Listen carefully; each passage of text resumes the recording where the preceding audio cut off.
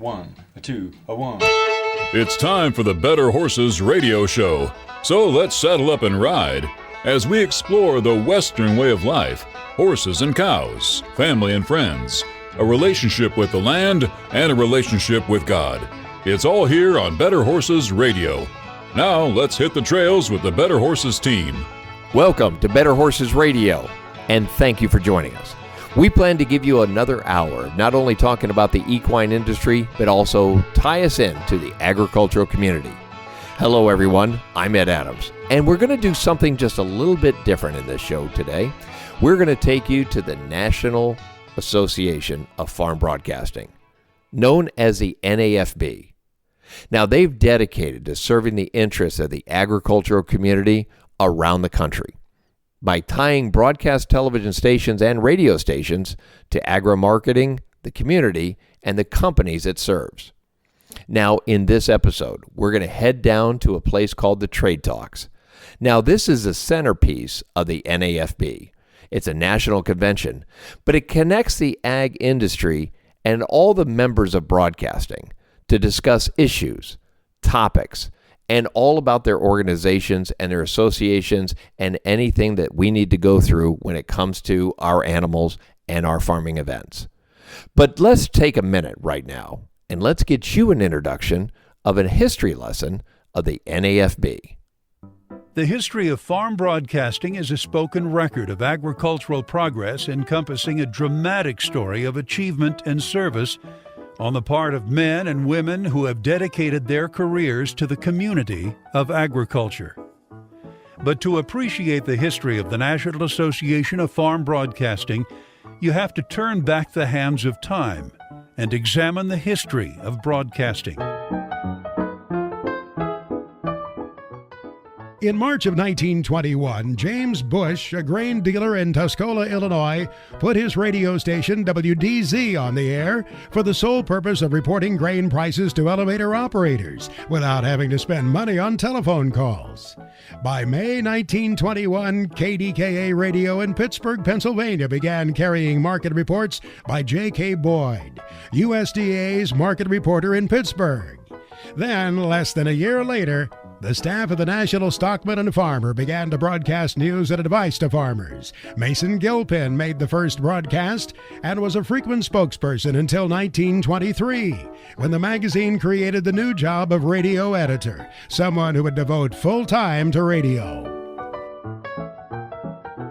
2 days after KDKA began its market news broadcast, H.E. Green, an accountant in Greeley, Colorado, put his station, KFKA, on the air and began making 3 times a week train trips between Greeley and Denver so he could report Denver livestock prices to ranchers who were clients. Soon, radio stations were popping up across the country and information for farmers and ranchers was commonplace.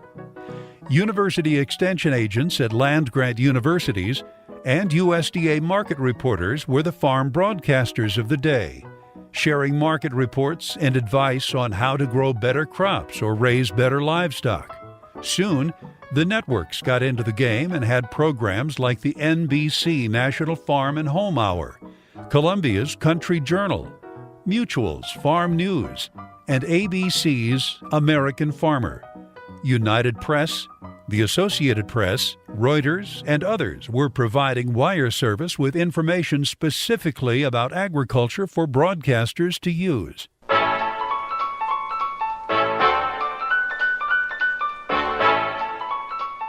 It was bound to happen. Sooner or later, some farm broadcaster would say, "We need a farm broadcasters organization."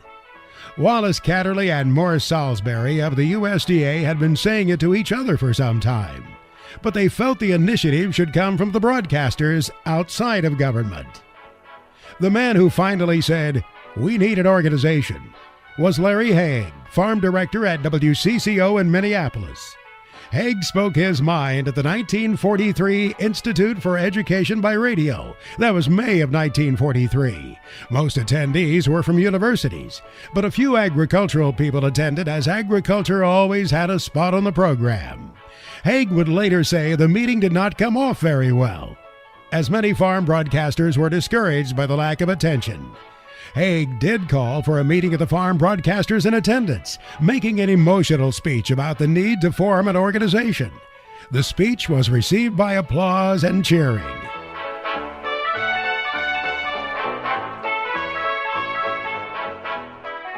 With Haig presiding, Herb Plambeck of WHO Radio was asked to take notes. Haig would serve as chair of the organizational committee, a list of broadcasters would be compiled, and discussion would continue about forming a national organization. The tentative name for the group, the National Society of Farm Radio Directors. Discussion of the new group continued at various meetings across the country, and the momentum continued to build. Art Page from WLS Radio suggested Radio Farm Directors in the title of the organization, since the initials RFD were familiar to agriculture already. With about 35 farm broadcasters in attendance at the Institute for Education by Radio, one of the youngest in attendance, Sam Schneider from KVOO in Tulsa made the motion that the group form a national organization. One of the oldest broadcasters, Charles Schaffner of WCAU in Philadelphia, seconded the motion. It was his 74th birthday. On May 5th, 1944, at 3 p.m. in the Dessler-Wallach Hotel in Columbus, Ohio, the National Association of Radio Farm Directors, the NARFD, began. The group adopted a general standard for membership. To qualify for membership, an applicant must be a man of good character, who, through background and experience, can give the people he serves an understandable and independent analysis of international, national, and local agricultural happenings that affect people in his listening area. He must devote the major part of his time and effort to such service. He must be engaged in farm radio broadcasting and employed by a commercial radio station or commercial radio network. By 1945, the group met again, independently and simultaneously with the International Livestock Show and 4-H Congress at the Stevens Hotel in Chicago. Art Page started the meeting, presenting President Haig with a gavel he made out of black walnut, mesquite, Osage orange, and hard maple, declaring it bonded in unity and strength.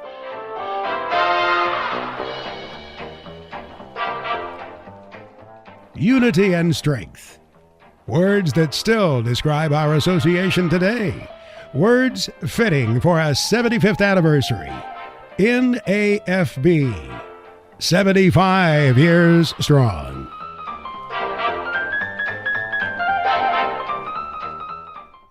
And we hope you enjoyed that NAFB history lesson. And now let's get this show started as we go over to our number one guy, Mark Alpold, who gives us an update on better cattle. Mark? Well, Ed, even though Veterans Day was Monday, we need to begin our program, our part of the program, by saluting and giving thanks to all veterans. Now, there's a very good reason November 11th is chosen to honor veterans. And those who may not be aware, it was the 11th hour of the 11th day of the 11th month when Germany and the Allied nations signed an armistice to effectively end World War I. And for many years it was called Armistice Day. That's the reason why that number 11 is so important to those in the military. Of course, years passed, and before it was designated as a Veterans Day for all veterans, World War I, World War II, of course, and since other conflicts that we've been involved in. So, wanted to begin just saluting all those people who have fought for the freedoms that we enjoy even yet today. Well, real quick here, looking at this cattle market, what really sticks out to me, these heavier weights, maybe we're just getting used to these numbers being so high. Now, they are coming down. The estimated average dressed weight for the past week for cattle, 868 pounds. Now that was down from 876 pounds the previous week, but it is way up from 835 pounds a year ago. And not that long ago, it seems as though average weights were below 800 pounds. In fact, the 5-year average for this middle of November is 830 pounds. So again, we get used to those heavier weights that keep coming week after week after week. The producer moving through these cattle, but holding them longer than we have been used to. Second week in a row, poor technical action suggests that live cattle have more downside potential. The CFTC data showing little change in managed money net long positions here. So again, all we can say is that the technical action has been poor for a couple of weeks in a row here, and that would only indicate to us that there's more downside pressure in the live cattle and in the feeder cattle complex. That's going to do it for us again for this week. Have a great show. I know you've got a great one lined up, it sounds like. And as always, we wish everyone a profitable week ahead. And thank you, Mark. We appreciate all the updates with Better Cattle and also agree with everything about Veterans Day. Hey, everyone, I want you to stay with us as we have more Better Horses coming your way, but we're going to take a break as we hear from our sponsors. We'll be right back. Get quality you can stand on. Hoof Grip is the proprietary formula that provides shock absorption for your animals with no ice buildup, slipping, cracking, or sogginess, making it the safest, most comfortable, and maintenance-free flooring on the market. Hoof Grip installs quickly and easily over existing surfaces, is easy to clean, and withstands extreme heat or cold. From vet offices to barns, wash racks to trailers and more. Visit hoofgrip.com to find a dealer in your area today. We're here for the hardworking, the resilient. We're for the people who measure their days by what needs to get done, not by hours. Where kids learn responsibility at a young age and generations work side by side. Where work doesn't pause for holidays or bad weather. It just gets harder. Where value and hard work means more than the clothes you wear. We're Kleinschmidt's Western Store, Higginsville, Missouri. Routine dental examination and treatments are essential for high-quality horse care. To prevent potential problems, a horse's mouth should be examined at least once a year. I'm Dr. Chris Blevins, Equine Field Service Veterinarian at Kansas State University Veterinary Health Center. We can examine the mouth and provide a treatment plan to meet the needs of each client and their horse. Visit us at ksvhc.org, the Veterinary Health Center, to discover, to teach, to heal.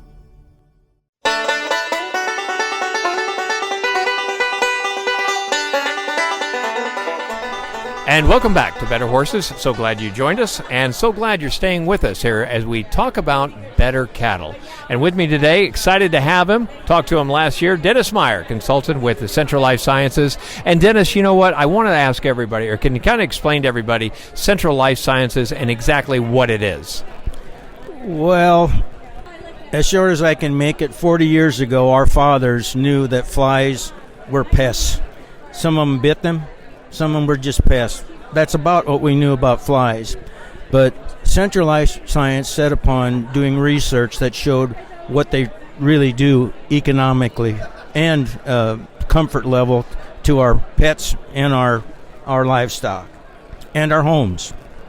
And, you know, I don't think we put enough emphasis on the significant threat that we have with our cattle industry and the flies and things that happen. And I think Central Life Sciences will take a different approach on how to attack this subject.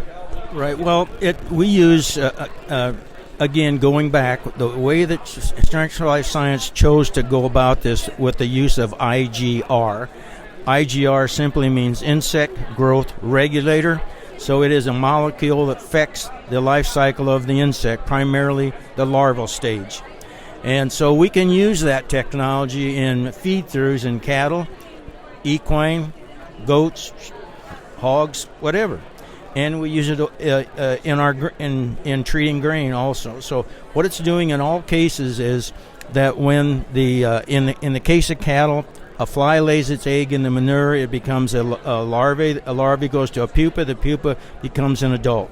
In the case of Alticid, which is our product for pastured cattle, horn flies, what it's doing is it interrupts the growth part of the larvae. It can't become a pupa. In the case of Clarifly, when the larvae becomes a pupa, it makes a crust for itself. That crust is made out of chitin. And Clarify prevents the larvae from making chitin. If it can't make chitin, it can't produce this crust. Much like you see on a crayfish, sort of something like that. If it can't make chitin, it can't become a pupa. The result is the same. And the great part about them is the safety feature, and that is once they pass through an animal, they stay in our environment not a week. They're gone within a week.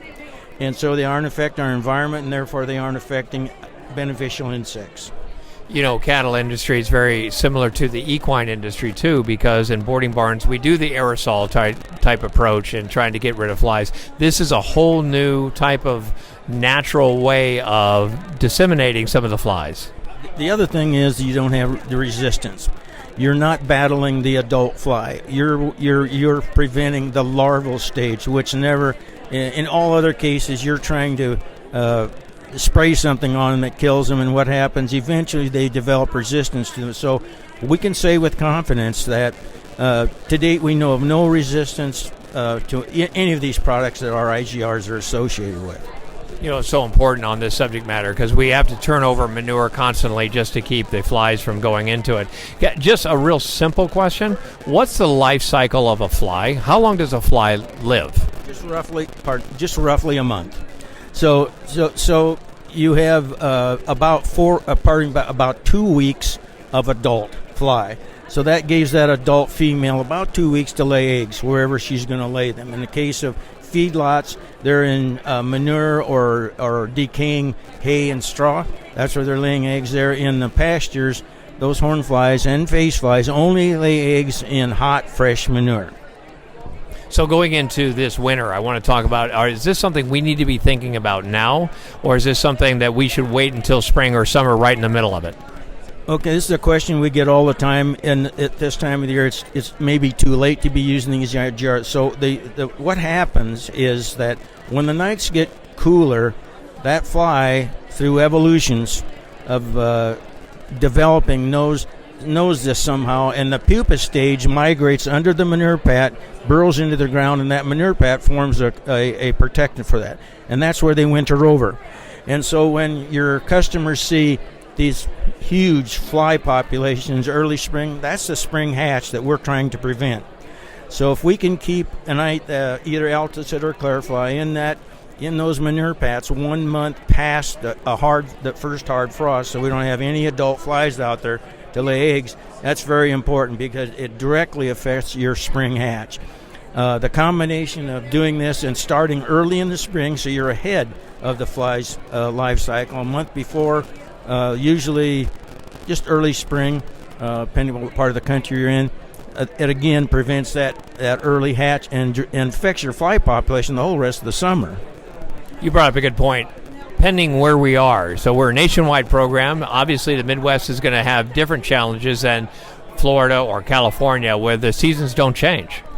Well, if you will go on, if you'll go to Central Flight Control, there probably is a map on there that has these. But what I really like at meetings, I just like to talk to people about when is your best time that you know you've had a very hard frost. And so pick a time that's easy for you to remember. As an example, our part of the world, Thanksgiving. Keep a product going for at least Thanksgiving.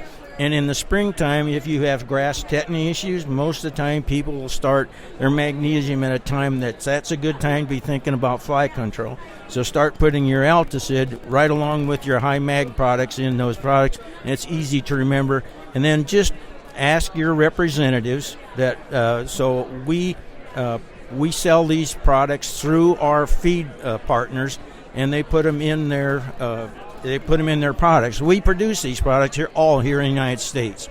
We make Alticid just a little south of here, matter of fact. So they are formulated so that if the product says that animal needs X amount of product, the amount of Alticid or Clarify is formulated in that so they will get the correct dosage. You know, if you're just joining us, we're talking to Dennis Meyer, a consultant for Central Life Sciences. He's been with this group for over 18 years. Also located in central Missouri. This is actually fly country, so we get a lot of flies around here. So Dennis, and it's very important as far as talking about the seasons and getting ahead of the program. Let's talk about what can happen if you do, what flies can do as far as a parasite and as far as a disease control. Well, again, most people, a fly is a fly. There couldn't be the horn fly is totally different than other flies in that if you'll look at, they're very small. They have no place to store blood. They cannot store blood like a stable fly does, so they have to stay on the animal and take blood meals constantly all day long because they have no place to store it. And that's all very important because they stay on that animal. If you have a neighbor that lives across the road from you and doesn't do anything, and no fly control, you can very effectively control flies on your animal because that horn fly will not cross that road because they got all they want right where they're at. They're there, and they only will leave the animal to lay eggs in a fresh, hot manure pat, and they'll go right back on that animal and take blood meals. The stable fly, on the other hand, which is going to be in confinement animals, they will and gorge themselves just like a tick, and then they'll go outside the feeding area and they rest out there while they digest that blood, and then they come back in. So they spend about 30% of their time taking blood meals, whereas that horn fly is devoted to that host all the time. The way to control them is totally different, but if they'll follow the rules and use it as a part of a program, they're very effective. You know, Dennis, I could spend my entire radio show just talking about flies. This is like the most, especially with all of our equine listeners out there, this is something we talk about all the time. Yes, we're going into the cooler season, but I still have those conversations. First of all, I want to thank you for joining Better Horses. I look forward to talking to you again. I want you to come out on our program once again. Thank you very much. Have a great day. And everyone, thank you for joining us here on Better Horses. I want you to stay with us as we have more Better Horses coming your way right after these messages.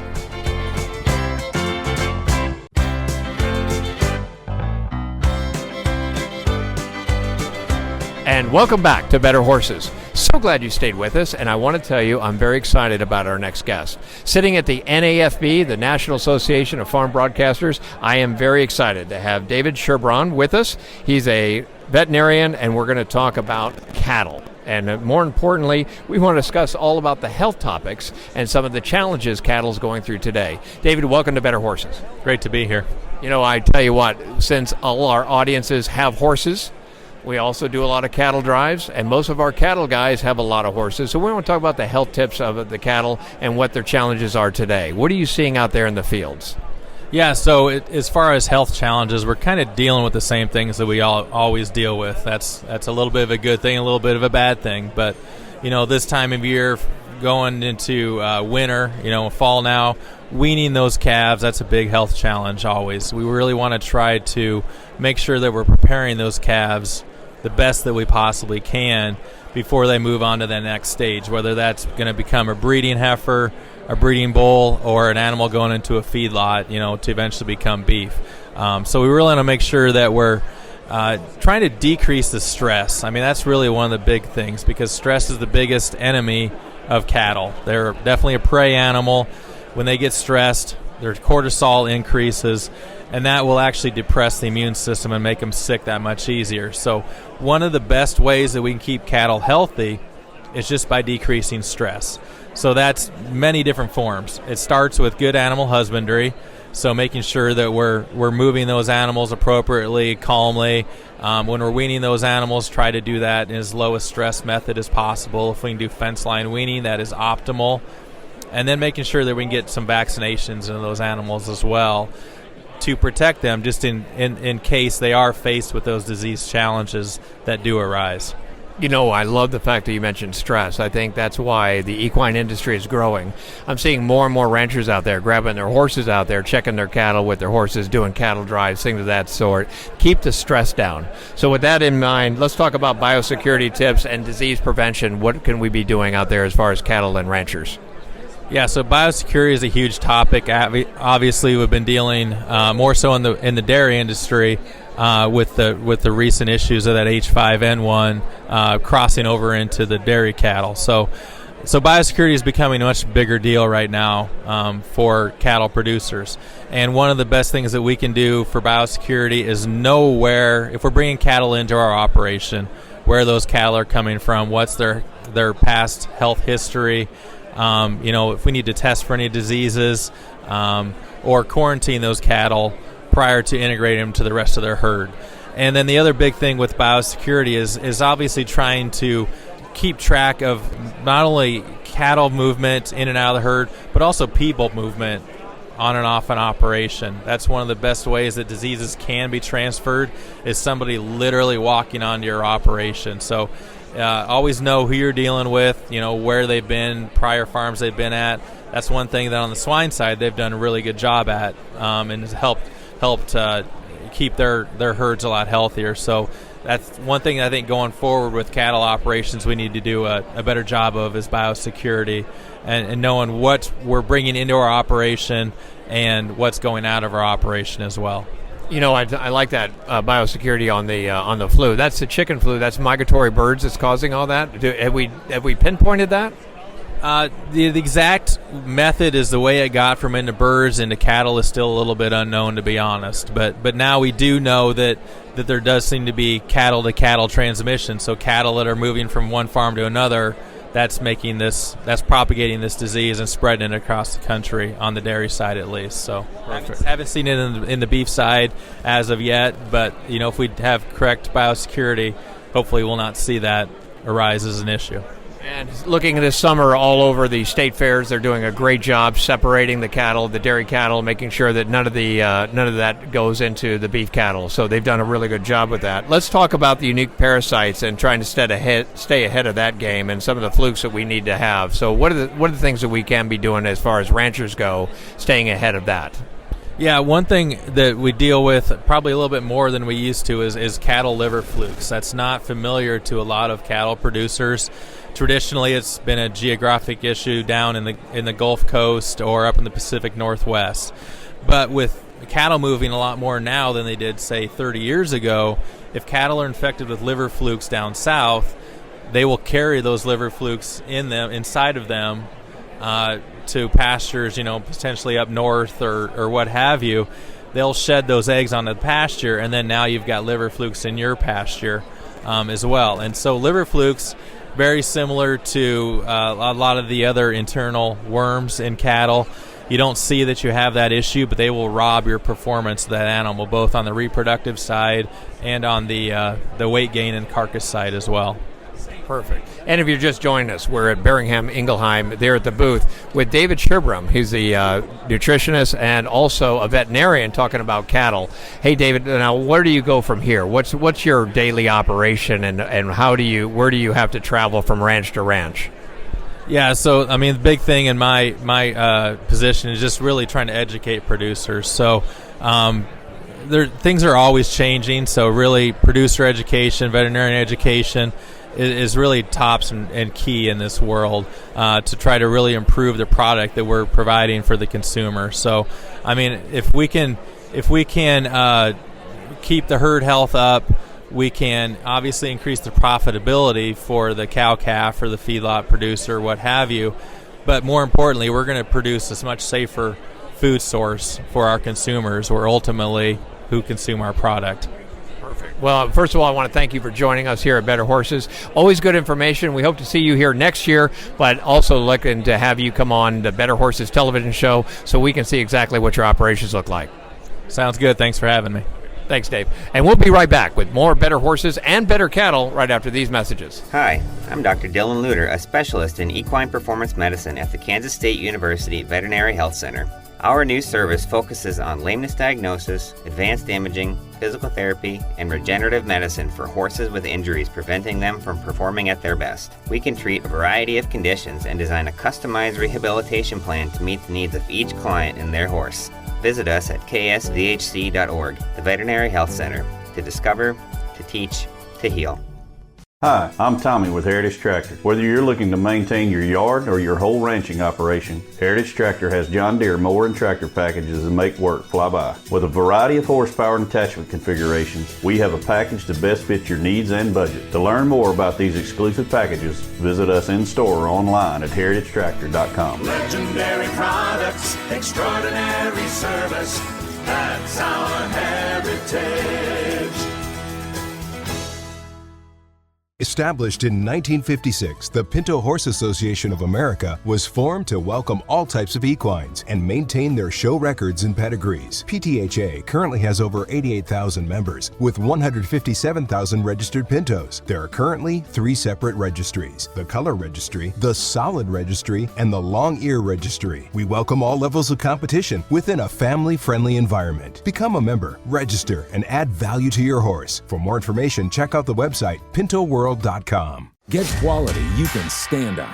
Hoof Grip is the proprietary formula that provides shock absorption for your animals with no ice buildup, slipping, cracking, or sogginess, making it the safest, most comfortable, and maintenance-free flooring on the market. Hoof Grip installs quickly and easily over existing surfaces, is easy to clean, and withstands extreme heat or cold. From vet offices to barns, wash racks to trailers and more. Visit hoofgrip.com to find a dealer in your area today. We're here for the hardworking, the resilient. We're for the people who measure their days by what needs to get done, not by hours.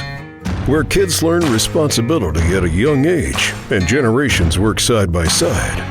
Where work doesn't pause for holidays or bad weather. It just gets harder.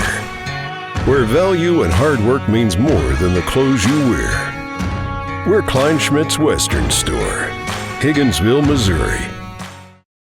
It's time to go with United Mosquito and Fly Control's premier fly system for fly control in your barn, providing relief for horses from the stress of fighting flies, and also makes the barn more pleasant for everyone in the barn. Easy, effective, and safe. With United Mosquito and Fly Control, we provide a full service. You as the barn owner don't have to do anything. We go everywhere and take care of everything with our friendly fast service. Call today at 913-558-3814 or email Paul at unitedmosquito.com.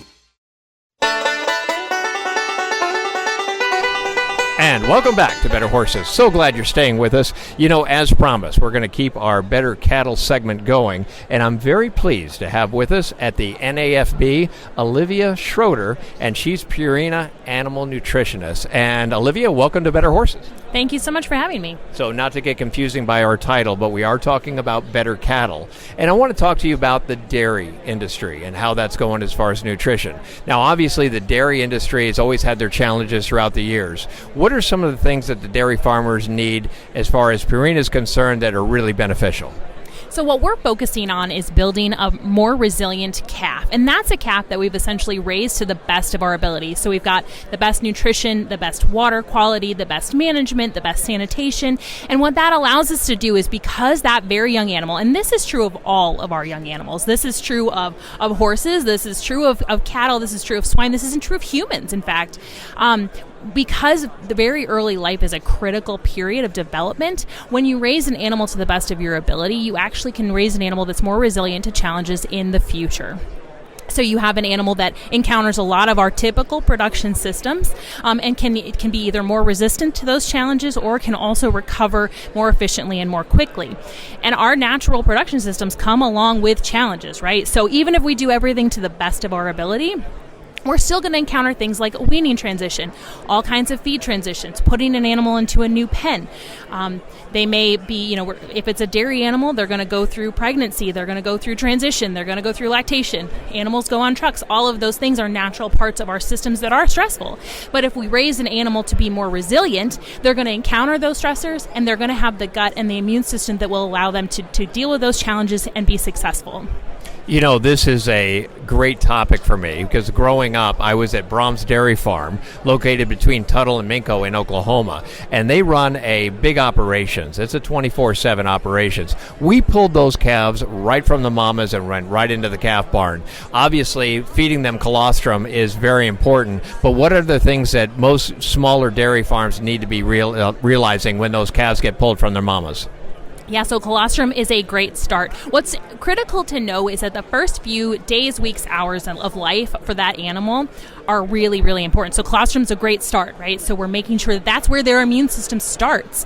But that animal needs to start developing their own immune system. So all of that process is going to happen even all the way through 6 months of age.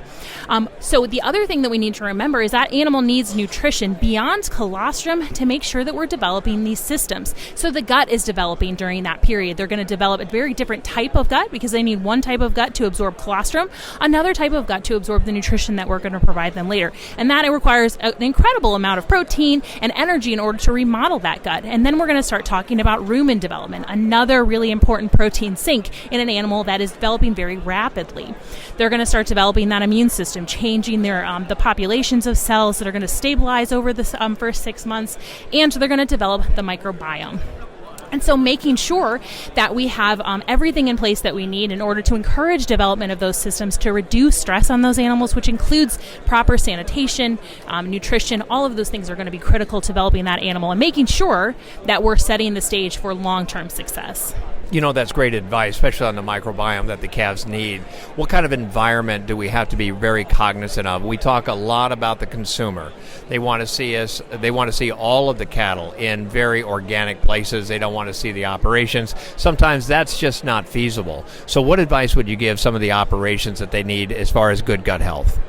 Yeah, so when we think about the microbiome, I think we have such a fantastic opportunity in our young animals that allows us to set the stage long term. You know, for example, in our adult animals, if we want to make a change, we want to add a probiotic, we have to continually provide that to that animal. Otherwise, it goes back to the way that it wants to.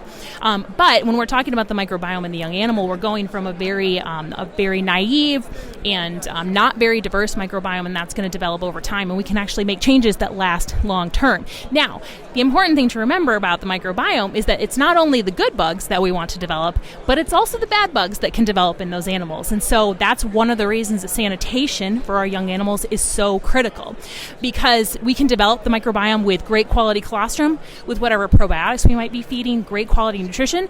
But we can also develop the microbiome with whatever's on the maternity barn floor or whatever's in maybe dirty nipples and dirty bottles. And so sanitation, making sure that we're preventing exposure to all of those pathogens, is really important for developing that microbiome that can survive pathogen challenges in the future and isn't quite as welcoming to pathogen challenges as well. So sanitation and management are very, very important to raising our animals. And we have this great opportunity when we're hand-raising animals. We're controlling their nutrition from day one. We don't have to worry about if mom is going to do a good job because we can do that if we're able. You know, and that's so important, especially when we separate those calves. If you're just joining us, we're talking to Genther-schroeder, and she's actually a nutritionist located in Gray Summit, Missouri, here at Purina. And, you know, we want to talk about the calves and how important it is to get them a good start. And that's not necessarily just Holsteins and dairy cattle, but that's also talking about beef cattle, too. So, talking about the biosecurity, is there anything that we need to be aware of in the dairy industry that's going around in the country today, or is everything pretty solid? I mean, we always have consistent biosecurity challenges within the dairy industry. I mean, we know that we have pathogens. We know that there are issues, especially in our young animals, that are more susceptible to those types of challenges. And so we mentioned sanitation and making sure that we're encouraging that. But other things that if we're bringing in animals to raise, which is very common in the more recent beef on dairy industry, bringing in animals that are from more consistent sources that we know have had good quality colostrum from the dairy, all of those things can help manage some of those biosecurity issues. And then making sure that, you know, we're working through normal biosecurity processes. You're going to work with your youngest animals for the day and then move on to your older animals and not come back, right? Because we don't want to spread anything that might be in your older animals to your younger animals. Yeah, that's exactly right. Let's talk about the cattle industry, the adjustable market. Do you see it growing? What are the challenges are? Do we have land issues? Do we have total head of dairy cattle? Is it growing, or do you see a big need for more dairy farmers? I think that the dairy industry for right now is probably pretty stable. One of the things that we're spending a lot of time on is in the beef on dairy industry. And this is an area of the industry that's growing very rapidly. And so that's using beef semen on our dairy animals, likely our lower genetics, and producing an animal that's half beef and half dairy. That has a lot more value and actually fits a lot better into the beef supply chain than a standard Holstein. And this area has been growing very, very rapidly, and likely will continue until probably up to like 4 million animals per year. So we're getting there. We're in the 2 to 3 million head per year right now, but this is a very rapidly expanding area of the industry. And we're focusing a lot on researching what's the best way to feed these calves, what makes them different from our Holsteins, what makes them different from our native beef calves. How do we get them through the system as efficiently and cost effectively as possible so that we have great carcass quality at the end? That's a big portion of the industry that we're paying attention to. Great information. I want to thank you for taking time out here at the NAFB and talking all about cattle. Everyone, we've been talking to Olivia Schroeder, and she's got her PhD in nutrition here at Purina. All right, everyone, stay with us. We're going to have more Better Horses coming your way right after these messages. We're here for the hardworking, the resilient. We're for the people who measure their days by what needs to get done, not by hours. Where kids learn responsibility at a young age and generations work side by side. Where work doesn't pause for holidays or bad weather. It just gets harder. Where value and hard work means more than the clothes you wear. We're Kleinschmidt's Western Store, Higginsville, Missouri. Hi, I'm Tommy with Heritage Tractor. Whether you're looking to maintain your yard or your whole ranching operation, Heritage Tractor has John Deere mower and tractor packages that make work fly by. With a variety of horsepower and attachment configurations, we have a package to best fit your needs and budget. To learn more about these exclusive packages, visit us in-store or online at heritagetractor.com. Legendary products, extraordinary service, that's our heritage.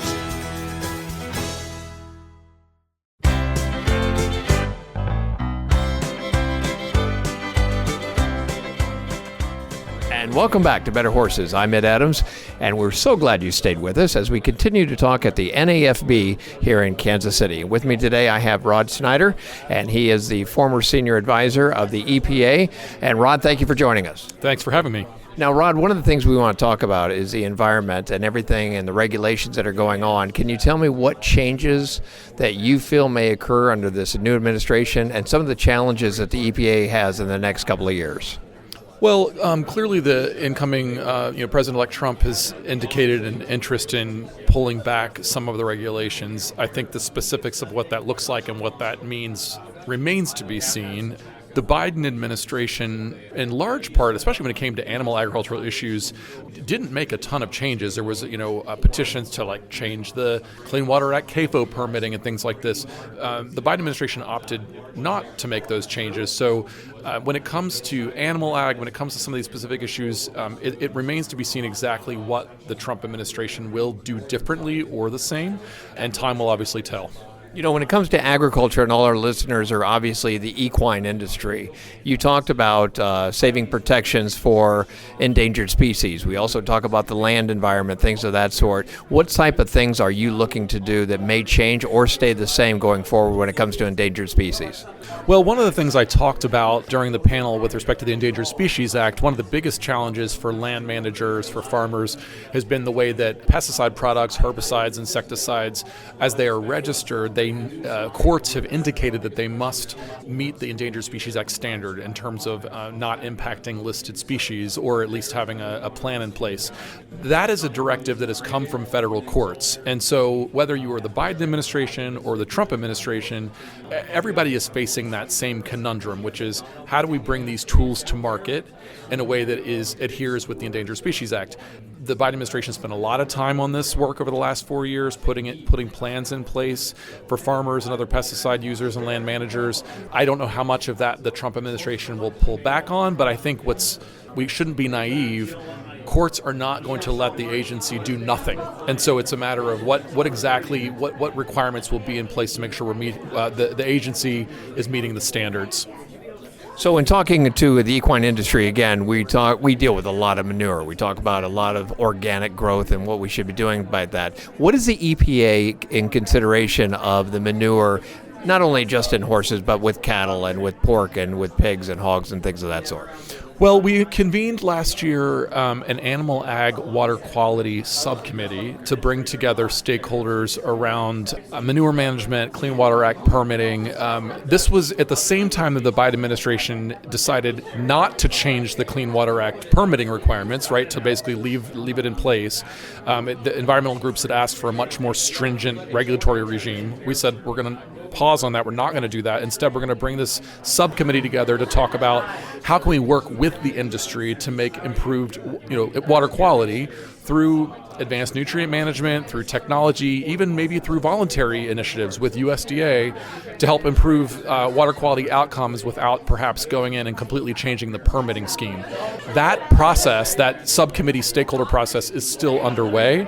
I don't know whether the incoming administration will continue to support that process or go a different direction, but I do think it's bringing helpful information forward from a whole variety of animal ag stakeholders about basically how the industry can continue to make water quality improvements moving forward with respect to manure management. If you just joined us, we're talking to Rod Snyder, and he is the senior advisor of the Environmental Protection Agency, former, and we talk about what goes with you next, and talk about some of the changes at the EPA and what they have to go through during a different administration. How big a change is that? Well, I stepped down about 2 or 3 months ago, and I certainly have a lot of colleagues that are still there right now. And so basically during this transition period post-election between November and January, there's a whole process to prepare the agency for the next incoming leadership. Former Congressman Lee Zeldin from New York has been nominated or will be nominated by President-elect Trump to lead the agency. And so my former boss, Administrator Michael Regan, will be departing at some point in the next 2 months. And then the nomination process will occur for Lee Zeldin. What's important to note is that the vast majority of EPA staff are not political, they're career staff.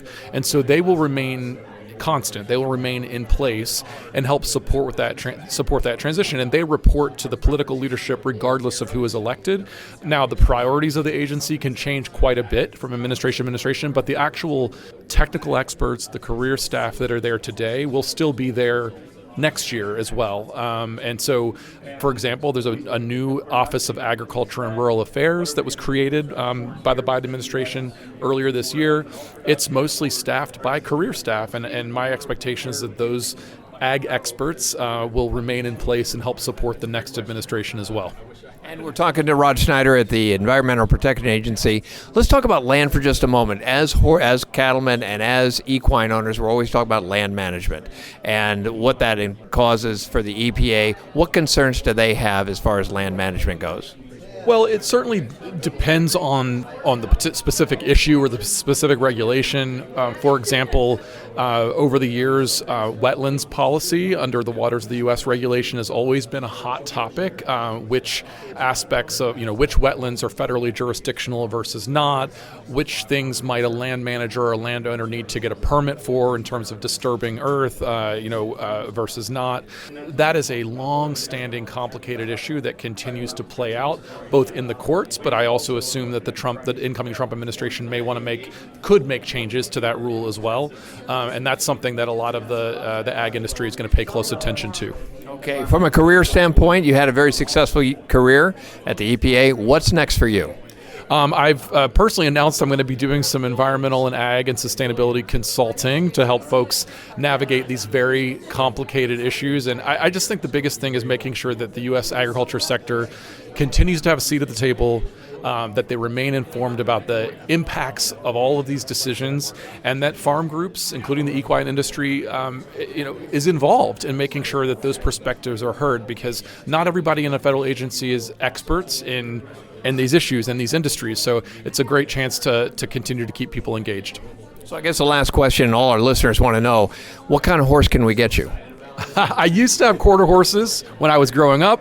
I have none at the moment, but maybe that could be rectified again someday. Okay, well, Rod is sitting at about like 6'6", so we're going to have to get him some draft horses. Rod, I want to thank you for joining Better Horses and appreciate everything you do. Thanks so much. Well, everyone, we want to thank you for for staying with us, and we hope you enjoyed this show as much as we enjoyed putting it together. To all our radio listeners out there, if you want to hear this show again, we'd like you to look at our podcast just by searching Better Horses wherever you get your podcast. And announcing, if you haven't figured it out yet, the Better Horses Fall Edition newspaper is out, and you can check out great tips about horses and riders just by looking at our website, betterhorses.com. Don't forget to subscribe. And for all of you that are watching our TV show, we appreciate our viewers. Now airing on RFD, the Cowboy Channel, and streaming on Equus TV. Taking a moment and special thanks for the team behind the scenes, our radio producer Brianna Johnson and our TV producer Kelly Creech, and naturally all our sponsors. Well, that wraps it up this week, and we want all of you to be good buckaroos and buckarettes. Mind your mom and dads and be brave, but don't take any chances out there. Until next time, I'm Ed Adams. Happy trails, and always ride for the brand.